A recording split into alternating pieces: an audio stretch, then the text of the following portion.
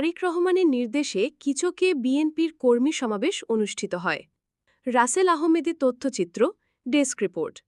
বগুড়া জেলার শিবগঞ্জ উপজেলার কিচক ইউনিয়নের হরিপুর গোপীনাথপুর সরকারি প্রাথমিক বিদ্যালয় মাঠে অনুষ্ঠিত হল বাংলাদেশ জাতীয়তাবাদী দল বিএনপির এক কর্মী সমাবেশ।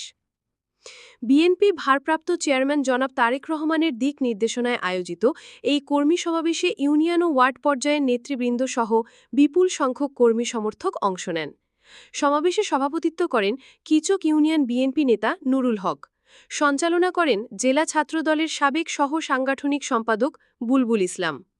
প্রধান অতিথি হিসেবে উপস্থিত ছিলেন শিবগঞ্জ উপজেলা বিএনপির সহসভাপতি ও জেলা কমিটির স্বাস্থ্য বিষয়ক সম্পাদক আলহাজ ডাক্তার আশিক মাহমুদ ইকবাল স্বাধীন।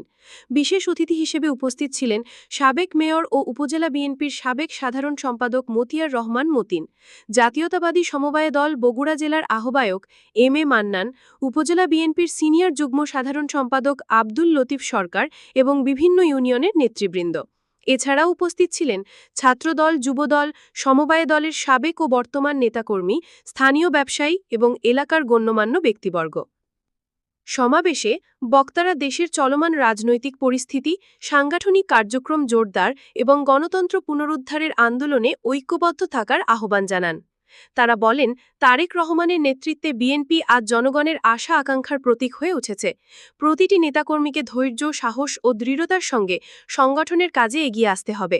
কর্মী সমাবেশ শেষে স্থানীয় সংগঠনের কার্যক্রম আরও শক্তিশালী করার জন্য নেতৃবৃন্দ গুরুত্বপূর্ণ দিক নির্দেশনা প্রদান করেন। চলনবিলের সময়